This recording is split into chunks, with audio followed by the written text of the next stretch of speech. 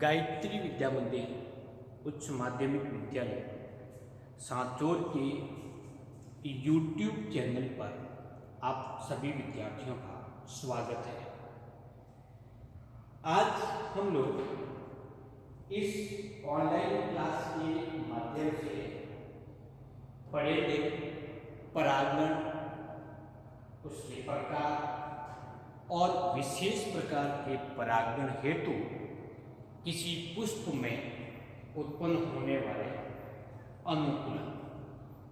ये टॉपिक जीव विज्ञान के तीसरे चैप्टर से है। अभी तक हम 2 चैप्टर कंप्लीट पढ़ चुके हैं। आपने देखा होगा कि पौधों पर एक विशेष ऋतु में, एक विशेष सीजन में पुष्प विकसित होते हैं। तो क्या आपके मन में ये जिज्ञासा उत्पन्न हुई है कि ये पुष्प क्यों विकसित होते हैं, इसका कारण क्या है? तो इसका मुख्य कारण है कि पादपों में लैंगिक जनन करने हेतु पुष्प विकसित होते हैं, अर्थात पुष्प लैंगिक जनन संरचनाएं कहलाती है या लैंगिक जनन अंग भी हम उसको कह सकते हैं। इस पुष्प में 2 प्रकार की जनन संरचनाएं पाई जाती है, जिसको हम नर जनन संरचना कहते हैं और दूसरा मादा जनन संरचना कहते हैं। नर जनन संरचना किसको कहा जाता है, कौन सी संरचना होती है? वो होता है पुंकेसर, और मादा जनन संरचना स्त्री केसर या अंडक होता है। जब हम किसी पुंकेसर की संरचना देखें तो उसमें एक लंबा तंतु होता है, उसको नाम देते हैं पूतंतु। उस पूतंतु के ऊपरी भाग में पाई जाने वाली इस संरचना को नाम देते हैं परागकोश, और परागकोश में एक गुणित कोशिका विकसित होती है, उसको नाम देते हैं परागकण। यह संरचना में दूसरे चैप्टर में पढ़ेंगे।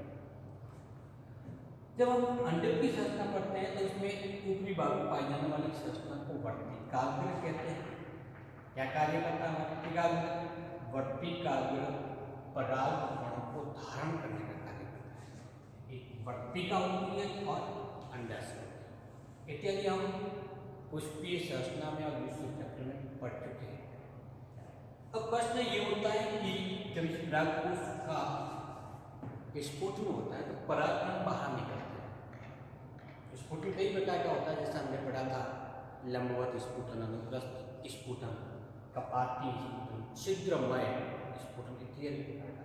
तो किसी भी प्रोसेस से जब किसी भी विधि के द्वारा स्फुटन होता है तो परागकण बाहर निकलते हैं। तो परागकण जाते कहाँ है, परागकण का होता क्या है? तो वो परागकण किसी भी माध्यम का मतलब वो वायु के द्वारा, जल के द्वारा, कीटों द्वारा, जीव जंतुओं द्वारा, गिलहरी के द्वारा इत्यादि के द्वारा पहुँचते हैं वर्तिकाग्र पर। कहाँ पे पहुँचेंगे? इस वर्तिकाग्र तक पहुँचते हैं। इस क्रिया को क्या कहते हैं? वर्तिकाग्र तक पहुँचना, इस क्रिया को क्या कहते हैं? तो विद्यार्थियों, परागकोश से निकले हुए परागकणों का वर्तिकाग्र तक स्थानांतरण की क्रिया परागण कहते हैं। क्या नाम देंगे? परागण कहते हैं। तो परिभाषा क्या होगी? पुंकेसर के परागकोश से परागकणों का वर्तिकाग्र पर स्थानांतरण की क्रिया परागण कहते हैं। क्या नाम देंगे? परागण। तो ये होगी इसकी परिभाषा।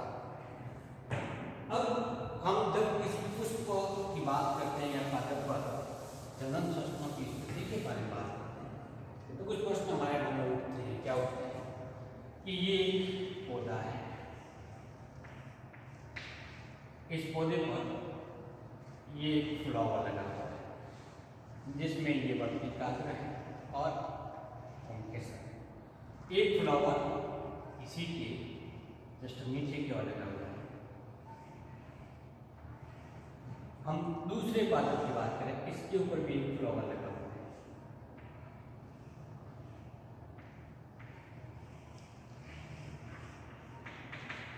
अब जो परागकण वातावरण के अंदर मुक्त हुए हैं वो कहाँ जा सकते हैं? संभावना एक होती है कि एक ही पुष्प के परागकोश से निकले हुए परागकण उसी पुष्प की वर्तिकाग्र पर स्थानांतरित हो। परागण की संभावना नंबर कितनी होती है? 1। दूसरी संभावना क्या होती है कि वो उसी पादप पर लगे हुए दूसरे पुष्प की वर्तिकाग्र पर स्थानांतरित होते हैं। विधि नंबर 2। और ये भी हो सकता है कि वो किसी अन्य पौधे के पुष्प पर स्थानांतरित हो।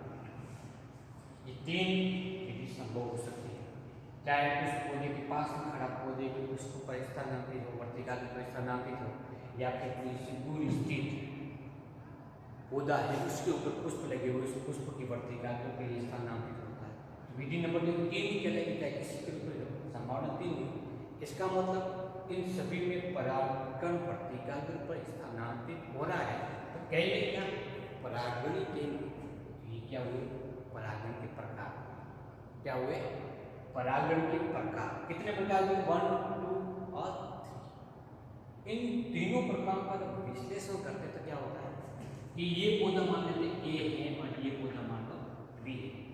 तो ये दोनों पौधे अलग अलग हैं, अलग अलग बीजों से विकसित हुए, इसीलिए वह आनुवंशिक की दृष्टि से दोनों पौधे कैसे हैं? अलग अलग हैं। एक ही पौधे के दोनों पुष्पों के मध्य हो या उसी पुष्प के मध्य होती है, वो एक समान हो सकते हैं। वो एक पौधे हो रहा है और ये हो रहा है दूसरे पौधे। इसके आधार पर हम परागण को 2 भागों में विभाजित कर सकते हैं। एक को कहते हैं स्वपरागण, एक ही आनुवंशिकीय संरचना युक्त पुंकेसर के परागकोश वर्तिकाग्र पर स्थानांतरित होते हैं। और दूसरा होता है परागण किसी दूसरे अन्य पुष्प, जैसे 3 नंबर की विधि थी, वो कौन सा कहलाएगी? पर परागण कहलाती है। तो स्वपरागण की परिभाषा क्या हुई कि जब किसी पुष्प के या कोई परागण उसी पुष्प या उसी पादप पर स्थित किसी वर्तिकाग्र पर स्थानांतरित होते हैं, उसका नाम लेते हैं स्वपरागण। और जब कोई परागण किसी अन्य पौधे पर स्थित पुष्प की स्त्री के वर्तिकाग्र पर स्थानांतरित होता है तो उसका नाम लेते हैं परपरागण। तो नंबर 1 और नंबर 2 विधियां हैं वो स्वपरागण की, नंबर 3 है वो कौन सी है? परपरागण की। सबसे पहले देखते हैं कि स्वपरागण भी 2 प्रकार का हो रहा है, तो हम दोनों प्रकार को क्या देखते हैं? तो स्वपरागण का पहला भाग स्वयुग्मन कहलाता है। क्या कहलाएगा? स्वयुग्मन। ये एक ही पुष्प के मध्य हो रहा है, तो लिखेंगे किसी परागकण का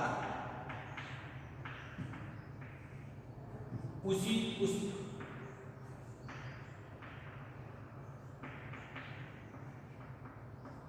के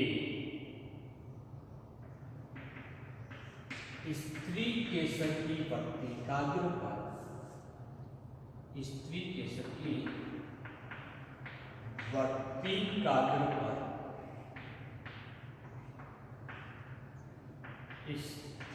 स्थानांतरण की क्रिया को किसी परागण का उसी पुष्प के स्त्री केसर की वर्तिकाग्र पर स्थानांतरण की क्रिया को स्वयुग्मन कहते हैं। क्या नाम देंगे इसको? स्वयुग्मन अथवा ऑटोपिलिया। पुष्प कितना होगा इसमें? एक पुष्प होगा, एक ही पुष्प की ये फ्लावर, यहाँ पे पाई जाने वाली संरचना स्त्री केसर और उसी पुष्प के ये पुंकेसर। परागकण कहाँ से निकलते हैं? उसी पुंकेसर की परागकोश से निकल करके उसी पुष्पों में स्थित वर्तिकाग्र पर स्थानांतरित होता है, उसको नाम देते हैं स्वयुग्मन।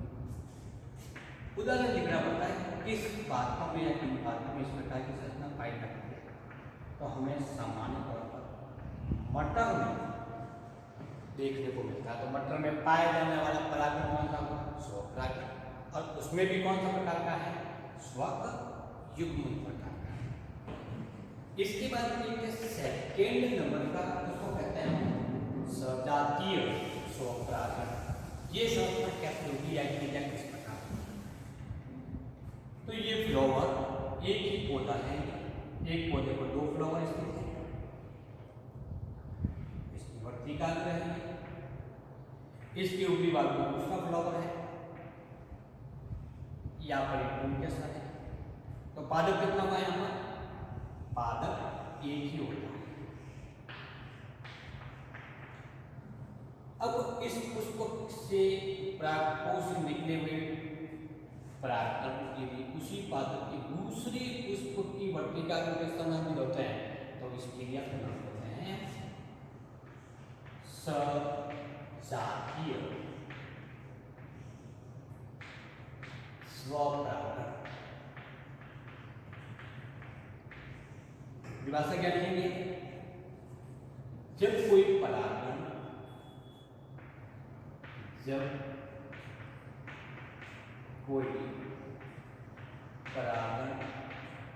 परागण उसी पादप के अन्य पुष्प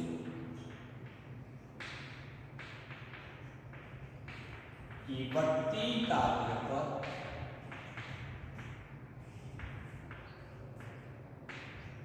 स्थानांतरित हो तो उस परागण को क्या नाम देते हैं? सजातीय स्वपरागण। इस परागण में क्योंकि पुष्प अलग अलग है लेकिन पादप एक है, इसलिए आनुवंशिक दृष्टि से ये समान होता है। कौन से पौधों में ये पाया जाता है? तो उदाहरण के तौर पर मक्का और ककड़ी का एग्जाम्पल ले सकते हैं। मक्का में क्या होता है? एक नर पुष्प होता है जो शीर्ष भाग पर स्थित होता है, मादा पुष्प होता है जो आधारी भाग में स्थित होता है। तो नर पुष्प शीर्ष भाग में, मादा पुष्प आधारी भाग में। पुष्प है वो एक लिंगीय, लेकिन पौधा कैसा है? उभयलिंगीय। तो शीर्ष भाग से निकले परागकण नीचे स्थित मादा पुष्प की वर्तिकाग्र पर स्थानांतरित हो जाते हैं। तो हुआ तो एक तरह का पर परागण, लेकिन आनुवंशिक दृष्टि से समान होने के कारण इसको हम किस रूप में मानेंगे? सजातीय स्वपरागण मानेंगे। और तीसरे प्रकार का जो परागण है वो है पर परागण। इसको कहेंगे जब एक पुष्प या पुंकेसर के परागकण किसी अन्य पौधे की पुष्प की वर्तिकाग्र पर स्थानांतरित होते हैं तो उसको नाम देते हैं पर परागण। तो कुल मिलाकर के प्रकृति में दो प्रकार के परागण पाए जाते हैं। एक परागण को हम स्वपरागण कहते हैं, दूसरा को हम पर परागण कहते हैं। अब प्रश्न ये होता है कि पुष्प में ऐसे कौन से लक्षण पाए जाते हैं जिनके कारण एक पौधे में स्वपरागण होता है और दूसरे में पर परागण होता है? एक में स्वपरागण और दूसरे में पर परागण, इसका मतलब लक्षण किसमें विकसित हो रहे हैं? पुष्पीय संरचना विकसित होते हैं। तो हम ये पढ़ने जा रहे हैं कि उन पुष्पों में विकसित होने वाले वे लक्षण जिसके वजह से स्वपरागण होते हैं व पर परागण होता है। जैसे मक्का में स्वपरागण ही होगा, सजातीय होगा, तो कौन से लक्षण होंगे? इन लक्षणों को इस पुष्प के संदर्भ में अनुकूलन कहते हैं। तो हम क्या पढ़ेंगे? स्वपरागण हेतु पुष्प में विकसित अनुकूलन, और नंबर 2 पर परागण हेतु पुष्प में विकसित अनुकूलन। तो सबसे पहले प्रारंभ करते हैं स्वपरागण हेतु पुष्प में विकसित अनुकूलन। स्वपरागण हेतु पुष्प में कुल 3 प्रकार के अनुकूलन पाए जाते हैं, जिसमें से सबसे पहला है उभयलिंगीता। हम उस पुष्प को उभयलिंगी पुष्प कहते हैं जिसमें नर तथा मादा जनन संरचना दोनों ही उपस्थित हो, उसको नाम देते हैं उभयलिंगी, और इस लक्षण को नाम देते हैं उभयलिंगता। एक ही पुष्प में दोनों जनन संरचना उपस्थित होने पर आसानी से उसी पुष्प के परागकण उसी पुष्प की वर्तिका करके स्थानांतरित हो सकता है। मटर में उभयलिंगी पुष्प पाए जाने के कारण इसमें स्वपरागण आसानी से हो सकता है। दूसरा आता है समकाल कपता। क्या मतलब होता है इसमें? कि जनन संरचना के रूप में पाए जाने वाली स्त्री के साथ और पुंकेसर का परिपक्वन काल एक साथ होता है।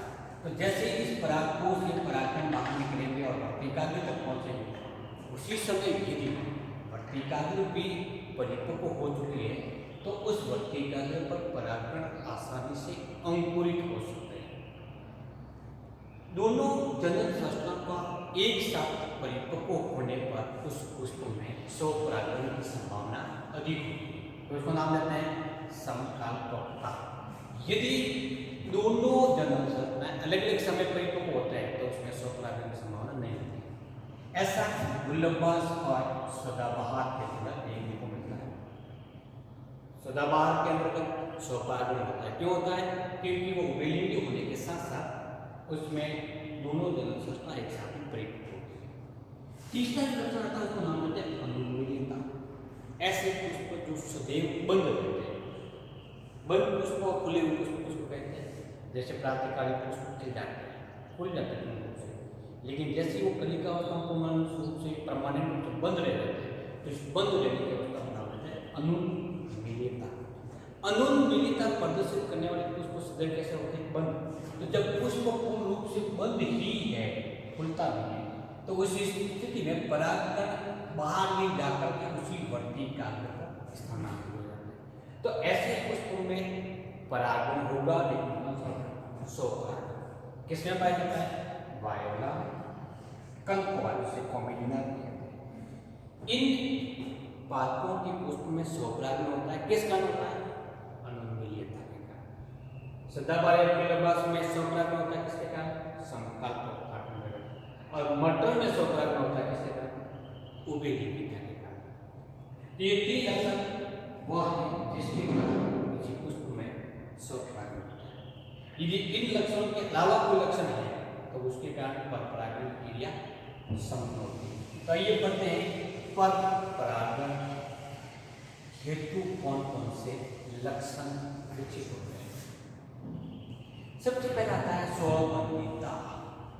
स्वबंधिता का मतलब होता है यदि ये एक ही पुष्प की वर्तिकाग्र और वर्तिका के बारे में बात करें, उभयलिंगी, समकाल पक्वता भी है, फलस्वरूप इसके परागकण के बाहर निकले उसमें कुछ ही नहीं, इस वर्तिकाग्र में स्थानांतरित हो जाएगा। तो कौन सा होना चाहिए? स्वपरागण होना चाहिए। लेकिन फिर भी इस स्थिति होने के बाद में भी परागकण यहाँ अंकुरित नहीं होते हैं। उसी पुष्प के या स्वयं के परागकण उसी वर्तिकाग्र पर अंकुरित नहीं होने की क्रिया का नाम है स्वबंधिता। राखी बेल, अंगूर इत्यादि में स्वबंधिता होने के कारण स्वपरागण की प्रक्रिया नहीं होती। लेकिन यदि अब इस पुंकेसर से निकले परागकण किसी दूसरे पुष्प पर जाकर के वर्तिकाग्र पर गिरते हैं या परागित होते हैं तो उस स्थिति में उसका अंकुरण आसानी से हो सकता है। तो स्वपरागण को रोकने के लिए पुष्पों में क्या पाई जाती है? स्वबंधिता। दूसरा होता है एकलिंगिता, अर्थात या तो पुष्प में स्त्री केसर होगा और या पुष्प में केसर पाया जाता है। उभयलिंगी होते हैं तो दोनों ही जनन संस्थाएं एक ही पुष्प में पाई जाती है। यहाँ पे कितनी पाई जाती है? एक। इस स्थिति में स्वपरागण होने की संभावना नहीं। जैसे तुरई के अंदर पाया जाता है या फिर लौकी में होता है। तो लौकी में परपरागण होता है। क्यों होता है? क्योंकि पुष्प है वो एक ही। तीसरा जो आता है वो भिन्नकाल पक्वता। समकाल पक्वता होता है समान समय में एक ही समय जनन संस्थाएं परिपक्व होती है। तो कौन सा होता था? स्वपरागण। अलग अलग समय में जनन संस्था विकसित होती है। स्वपरागण नहीं होगा तो कौन सा होगा? परपरागण होगा। अब वो जनन संस्था पहले कौन से परिपक्व होती है? स्त्री के सब पहले परिपक्व होता है या पुंकेसर? यदि पुंकेसर उस पुष्प में पहले परिपक्व होता है तो उसको पूर्विता कहते हैं, जैसे कुडल के अंदर कहते हैं, कपास में मिलता है। यदि स्त्री के सब पहले परिपक्व होता है तो क्या कहता है? वो स्त्री पूर्वतम या पूर्वी लक्ष्य पुष्प कहलाते हैं। जैसे चंपा है, बरगद है, वो रोजीसी कुल के पादप है, प्रेसिकेस या टोसिफिन कुल के पादप है। भिन्न काल पक्वता का मतलब होता है क्या है? पुष्प उभयलिंगी है। अब इसकी वर्तिकाग्र परिपक्व हो चुकी है लेकिन परागकोश परिपक्व नहीं हुआ है। फलस्वरूप इसमें से परागकण निकलेंगे और जब परागकण निकलेंगे उस समय वर्तिकाग्र की सुग्रहता समाप्त हो जाएगी, अंकुरण नहीं होता।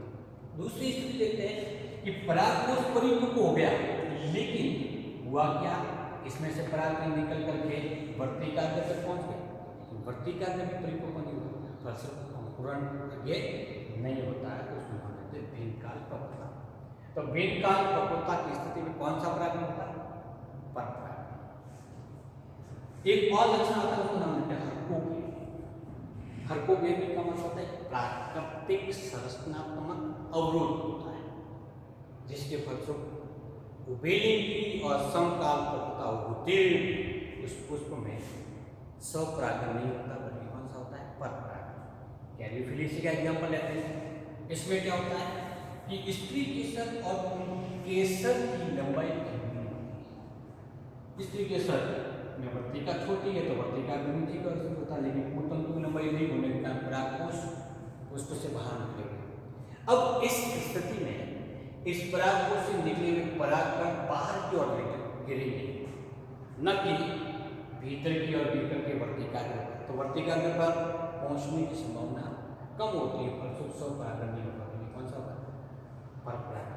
ठीक इसी प्रकार से एक पादप होता है, इसका नाम देते हैं कलिहारी। कलिहारी पादप में क्या होता है? इस पादप के पुष्प, ये पुष्प है, ये प्रारूपिक जन्म संस्था बना रहा है, या से ये परागकोश। अब परागकोश का स्फुटन इस प्रकार से होता है कि वो पुष्प से दूर जाके गिरता है। वो तंतु की लंबाई अधिक नहीं होती, लेकिन स्फुटन इस प्रकार से होता है वो पुष्प से दूर जाके गिरता है, फलस्वरूप स्वपरागण की स्थिति नहीं बनती। इसको नाम देते हैं हरकोगे। एक प्राकृतिक संरचनात्मक अवरोध उत्पन्न हुआ, जिसके फलस्वरूप स्वपरागण नहीं होता। पांचवा लक्षण जो परपरागण की क्रिया को प्रेरित करता है, क्या कहते हैं इसको? विषुवर्तिका। किसमें पाया जाता है? परिमूला नामक पादप में देखने को मिलता है। क्या होता है इस प्रकार के पादप में? परिमूला में दो प्रकार के पुष्प पाए जाते हैं। एक पुष्प परिमूला के पुष्प, दो प्रकार के होता है। एक होता है वर्तिकालंबी, लेकिन कैसे होती है? छोटी, पहले पुष्प के लिए पाए जाते हैं। और जो दूसरी प्रकार के पुष्प पाए जाते हैं उसमें वर्तिका छोटी होती है, लेकिन पुंकेसर कैसे होंगे? लंबे पुंकेसर। तो विषम वर्तिका को पुष्प कहते हैं। वैसे पुष्प जिसमें पुंकेसर तथा वर्तिका की लंबाई भिन्न भिन्न होती है, ऐसे लक्षण को विषम वर्तिकात्व लक्षण कहते हैं। किसमें पाया जाता है? परिमूला। अब वर्तिका लंबी है तो ये पुष्प की वर्तिका इतनी लंबी है, लेकिन पुंकेसर छोटे हैं। यहाँ से निकले हुए परागकण क्या इसकी वर्तिका में पहुंच सकते हैं? नहीं, इसका मतलब स्वपरागण नहीं हुआ। और दूसरी स्थिति में वर्तिका छोटी है लेकिन पुंकेसर लंबे हैं, अगेन यहाँ से निकलने वाले परागकण जाके गिरेंगे, अगेन स्वपरागण की प्रक्रिया संपन्न नहीं होगी। तो स्वबंधिता, एक लिंगता, भिन्नकाल पक्वता, हरकोगेमी और विषम वर्तिकात्व, ये पांच लक्षण ऐसे हैं जो यदि किसी पुष्प में प्रेजेंट है तो उसमें स्वपरागण के स्थान पर परपरागण होता है। तो ये कहलाता है परपरागण हेतु अनुकूल। इसी के साथ आज का ये टॉपिक समाप्त करते हैं। आज के इस टॉपिक में हमने क्या पढ़ा? परागण की परिभाषा, परागण के प्रकार, स्वपरागण क्या होता है और परपरागण क्या होता है। स्वपरागण हेतु पुष्प में क्या अनुकूलन विकसित होते हैं, जिसको हम युक्तियां भी कहते हैं, और परपरागण हेतु क्या अनुकूलन और युक्तियां विकसित होती है, इसके बारे में डिस्कस किया। नेक्स्ट क्लास में हम पढ़ेंगे परपरागण जो कि जंतुओं के द्वारा होता है, वायु के द्वारा होता है, तो कुल कितने प्रकार का होता है, तो परपरागण किन किन माध्यम के द्वारा होता है, और उन पुष्पों में कौन से लक्षण विकसित होंगे जिसके फलस्वरूप एक विशेष माध्यम के द्वारा परागण की क्रिया संपन्न होती है। इसी के साथ आज का ये टॉपिक समाप्त करते हैं। नमस्कार, थैंक यू।